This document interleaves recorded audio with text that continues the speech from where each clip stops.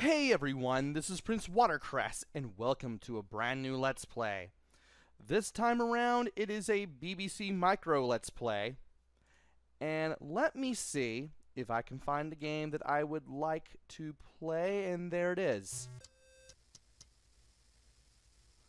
Let's play Kingdom of Craal, a text adventure for BBC Micro, as well as the Amstrad CPC 464. Yes, we're playing another text adventure game. And this one just cuts right to the quick. On a visit to the Palace of Craal, you find the palace in uproar. The king is dead and his crown stolen by a wicked wizard who's fled to his den in the palace dungeons. By paying rather too much attention to the ex-king's daughter, you find yourself volunteered to recover it. I almost said retrieve, but that's not the word that's being said here. You are thrown into the dungeons and told not to come back without the crown. Here begins the adventure. You are in a rather sparse, unfriendly room with the apparently inexplicable sign Armory on the wall. You can see around you a vending machine with the notice, no hot money or counterfeit coins. What now? So this game, I will tell you right now, it's alright. It is alright. This game is written by one Mike Bibby, and if I remember correctly, let me look in my notes. This is from 1985. It was published in Micro User Magazine, Volume 2, Issue 12 in February of 1985, and also in Electron User Magazine, Volume 2, Issue 5, that same month and year. It was published on the Adventure Anthology compilation, which was first advertised in Electron User Volume 5, Issue 8 in May 1988. The compilation consisted of 4 adventures previously published in the pages of Electron User, plus Johnny by Bill Trevelyan, which was previously unpublished. I'm getting all that info from bbcmicro.co.uk, for those wondering. This is, as far as I know, the only text adventure written by Mike Bibby, and I wish this game had done better. Or rather, it had been made better. Because here's the thing. If I type in the verb look, nothing happens. The game doesn't understand it, and it tells you to put a space between command and object. I'm just giving you a command. But if I press L and then enter, we get to look again.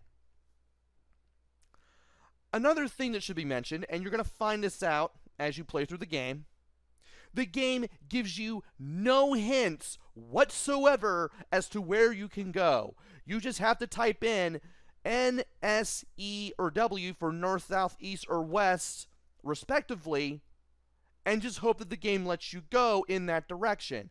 Like, I could go west, and it would say not allowed. If it gives me virtually anything else, I can go in that direction. So you're forced to make a map of the game and go by that. So there's N, S, E, and W for north, south, east, and west. There's L for look. There's I for inventory. You can't even type in the full word inventory without getting a message that basically states that the game doesn't know what you're talking about. And if you type in any of the other 20 letters of the alphabet that does not even get used, that's how you get help. So you can only type in one letter for a direction, to look at the current room you're in, or your inventory. These are not the only gripes that I have with this game, as you will soon see. So, we can go north or south, and I only know this because I have a map in front of me. So I'm going to go to the south. You are in an old dirty chamber that looks to have been pillaged long ago. You can see around you a curtain in quite good condition and not at all damp. take curtain. You take the curtain, but the game doesn't tell you that you've taken the curtain. Yet another gripe that I have. And you have to look around or look in your inventory to see that you have the curtain to begin with, or any item that you've picked up. So let us go to the east. A word of the wise. You're going to the only room in the place without its own natural phosphorescence. You're in what looks like a hermit's cell. You can see around you a fire burning brilliantly in a corner. What now? Well, there's a fire here, but we can't really do anything with it. So let us go to the east again. An irate dwarf, infuriated by the light you've let in, throws his unlit lamp at you. It lands in the room you've just left, shattered. You're in a rather gloomy cave, reminiscent of old mine workings.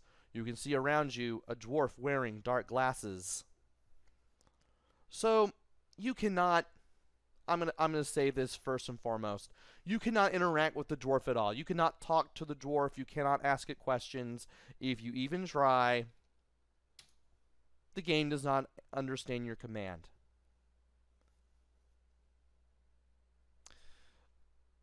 That would have been nice if the dwarf did react, or you did get a reaction, but sadly you don't. Even a grunt from the dwarf would have sufficed. Come on, game. If we go north from here, the dwarf refuses to let you pass. So we can go north from here, but we can't do that just yet. So we're going to go to the west, and there is a lamp in a rather battered condition. Here's another thing that I have a gripe with. Get lamp does not work. Take lamp does. Game is rather stingy with its commands, and it doesn't really have that many commands to begin with. I know that the game keeps it simple, but I wish the commands in this game were done just a little better. You have 6 one-letter commands for moving around, looking around, and checking your stuff. You can only take stuff and not get stuff. The game doesn't tell you where you can go. And there's one more thing with the items that I will eventually mention. For now, though, we will go back west to the dirty chamber. We will go back to the north, and then we will go north from the armory. You are in a vast cavern with a large pool of water. A path leads along its edge. You can see around you nothing of interest.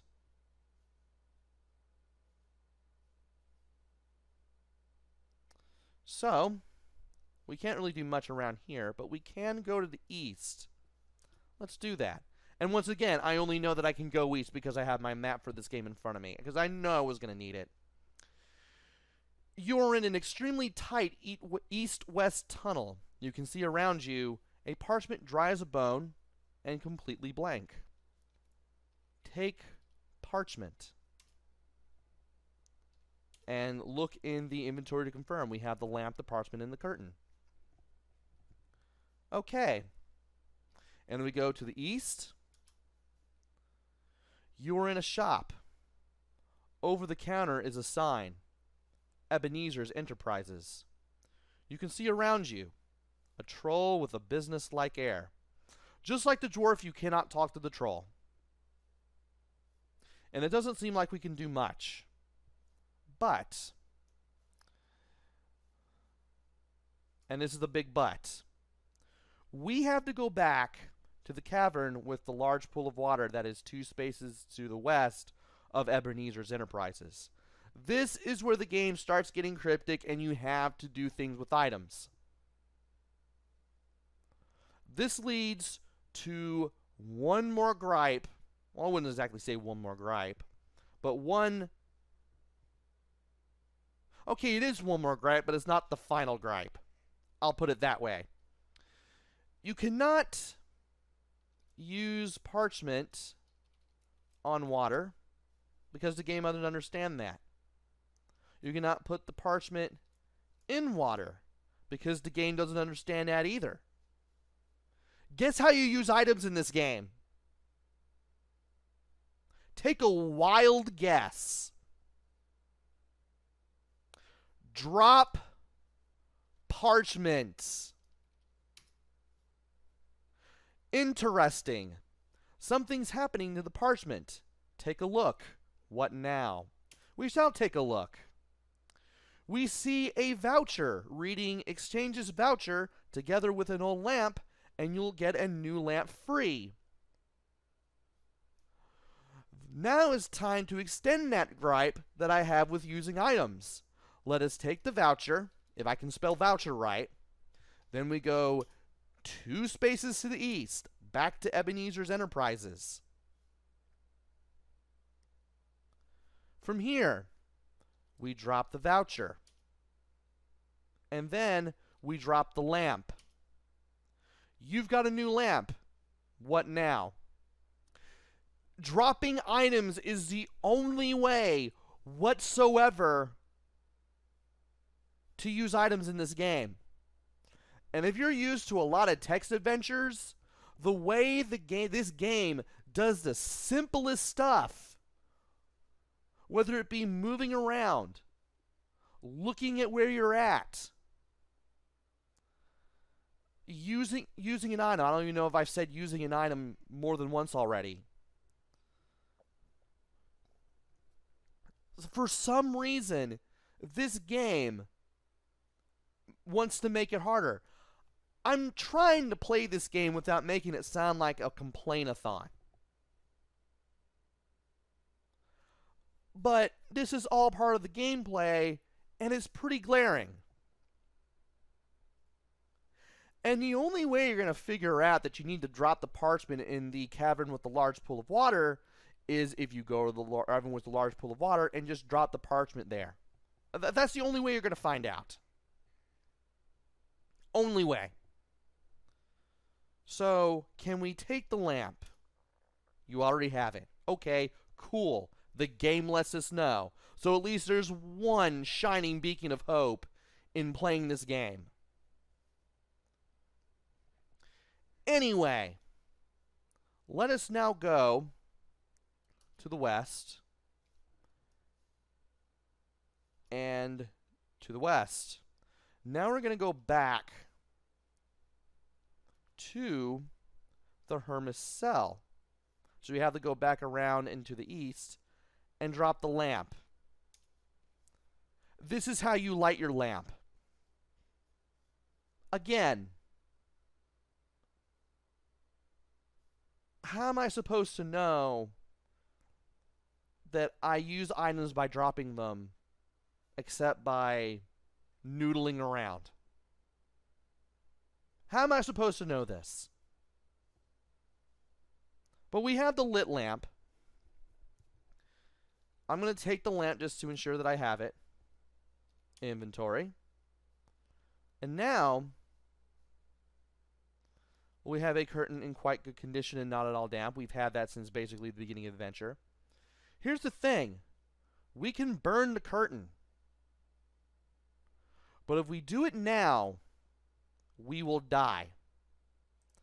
Matter of fact, I will go ahead and save a state now, and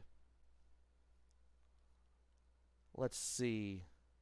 Yeah, I've saved my state, so I have a death file because I'm playing this on BBAM. And okay, drop lamp, drop curtain. That's how we do it. The curtain flares up. You die in the blaze. What a shame. And you were doing so well, too. Do you want another go? No just kicks you back to the BBC Micro OS prompt, while yes starts to game over. We're not going to do that. We're going back to where we left off. So how do you avoid this? How do you avoid being burned by a curtain? Well, we need to go to the west, then all the way north, back to the cavern with the large pool of water. We drop the curtain. Why do we drop the curtain? If you look, you get a curtain, wringing wet. Maybe the fire won't be as uncontrollable. Take curtain. And let's check our inventory. Good. We have the lamp and the curtain.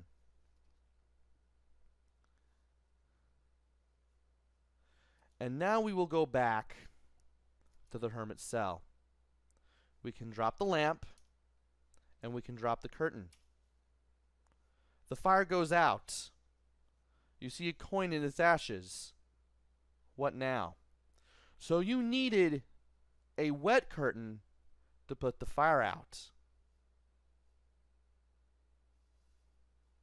Maybe you didn't even need to drop the lamp. Maybe you just needed to drop the curtain. But either way, because we dropped a wet curtain instead of a dry one, we can get the coin. Get coin. Or take coin. Again, one of the things I complain about rearing its ugly head. Unless you know for a fact it's take coin, you're going to drive yourself mad. Let us now take the lamp. We don't need the curtain anymore. So, we now have a coin. We saw a vending machine over at the very start. We can go west and then north to take it. Drop coin. The coin falls into the slot in the vending machine. You are given a sword. That's why it's called the armory. What now? Okay. So, inventory, we have a lamp burning brightly and a sword. Drop the sword. If I can spell anything right. And let's look around. There is a sword. Now, interestingly,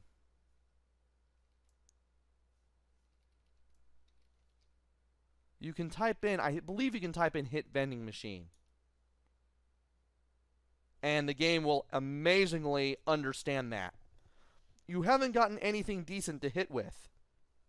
Get a sword. What now? So if you're just noodling about, you can find out that you can hit the vending machine. Just not at the point when you expect to.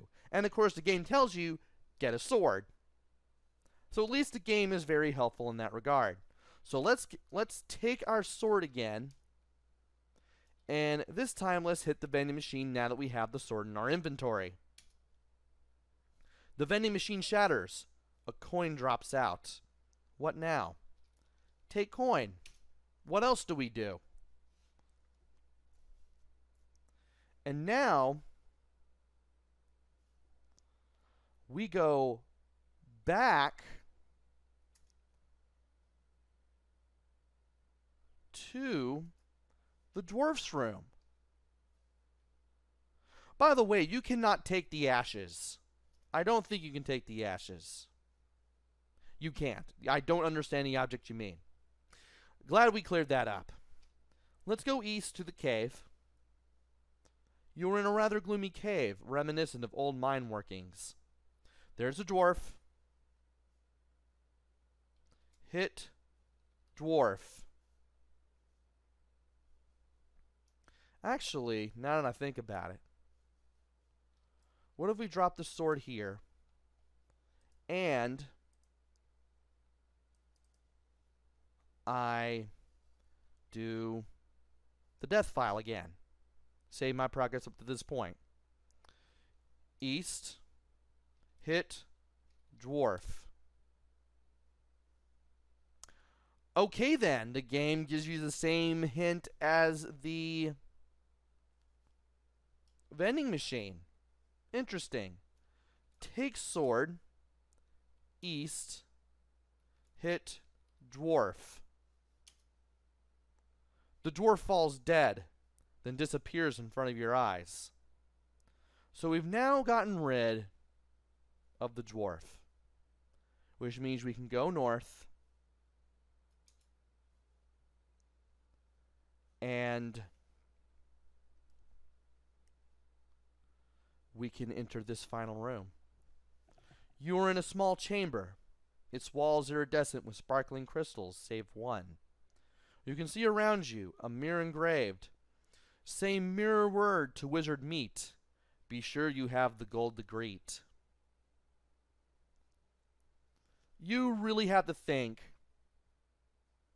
to figure this out. Before I do anything, we're going to drop the coin. And we're going to save in our death file again.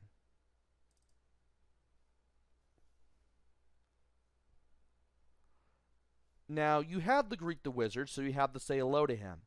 And you have to have the coin. I'm not bringing the coin with me because I'm going to show what happens if you don't have the coin. And you have to mirror the word. So you have to say it both forwards and backwards. If you can do all that, you'll meet the wizard, you'll beat the game. I don't have the coin with me because, again, I dropped it so I could show off what happens if we don't have the coin. Say hello, ole. Return. The mirror dissolves and you find yourself pulled through the gap that's left into the wizard's room. Oh dear. You've got no money. And the wizard was hoping you'd buy him a pint or two. Naturally, he kills you. So, let's do this again. And this time, we take the coin. Say hello, ole. Return. The mirror dissolves and you find yourself pulled through the gap it's left into the wizard's room. The wizard's eyes light up. He takes your coin to buy himself a drink and disappears. You put on the crown he's left behind and find yourself back in the palace, king of Craal, and happy ever after. And that is basically it. They don't mention the ex-king's daughter. The meeting with the wizard is completely anticlimactic. And some of the puzzles, like what you have to do with the parchment, what you have to do with the lamp, how to light that up, how to get past the dwarf, even the mirror room itself, it's all pretty cryptic, and you just have to noodle around a little bit just to make everything work. So some things, just as using the wet curtain on the fire, you kind of have to figure that out just a little bit. Some of it makes sense, but some of it doesn't. And while you are trying to do things such as make the curtain wet or get the coin or put the coin in the vending machine or replace the broken lamp with a new one, you're just dropping items in certain spots just to make them do things so you can get other things to do other things. And it's just really weird to me. Really is. But we have done everything. We've completed this rather short game. And that is another text adventure done. Before I start the mini review, I would like to thank Hi Retro Game Lord 89 for playing this game and playing it for the internet and making a video of themselves playing the game for the internet so that I would have something to look at for when I got stuck. And trust me, you're going to get stuck at least once or twice if this is your first time through. It's a short game, but it can drive you batty here or there. Now for the mini review. Can't really see anything about graphics because it's just a black and white text adventure. You just have white text on a black screen. That's pretty much it. Really simple text adventure. I can live with it. I can't complain. There is no sound or music in this game, but again, it's a text adventure. Just like with the graphics, you can use your imagination there too. I just wish the game told you you can go north, east, west, that sort of thing. And therein lies the gameplay, which I've complained about all video. You can figure it out just by noodling around. But the game really expects you to know text adventure shortcuts. There's N, S, E, and W for north, south, east, and west, going in those directions. There's I for inventory and L for look. Typing the whole words in for inventory or look does nothing. You have the drop items to use them. Some of the puzzles, while simple in retrospect, can be able to drive players a little bit crazy. I can say that much. And I wish that more commands were allowed to be used, such as being able to talk to the dwarf or the troll, or, I don't know, put curtain in water, or put coin in vending machine. I just wish there were a few more commands, because having to type drop lamp to light a lamp in a fire can be a tad annoying to figure out. You can figure it out, how this game works, how the gameplay works, but again, I wish it had been handled a little better. It's like the game really expects you to know early 80s text adventure shortcuts. And replay value. Once you play through this game, it's so short that you probably won't find yourself playing through it again. Unless, of course, you spent like a good amount of time figuring it out, only to find out how short it is. And then probably never touch the game again. You'll probably be finding yourself playing virtually anything else after playing this one. It's a fine game, but it's rather short, especially once you have stuff figured out.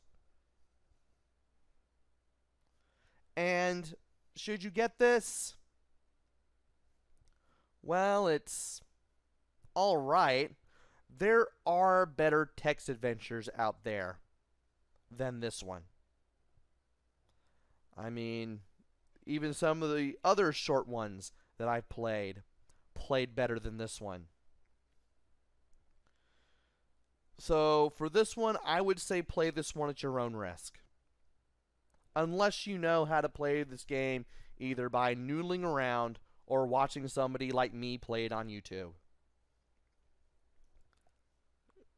Seeing somebody else play this first might up your confidence on this one a little bit. Just saying. I mean, get it if you can. It's worth a shot. But do keep what I said about the gameplay in mind. And that is it for Let's Play Kingdom of Craal. I hope you enjoyed this as much as I did. You'll probably enjoy this better than I did. Maybe just a little bit. And hopefully I will be back with another game. Maybe it'll be good. Maybe it'll be bad. Maybe it'll be somewhere in between. Who knows? Until then, this is PrinceWatercress. Take care. Stay safe. Thanks for watching, and see you guys later.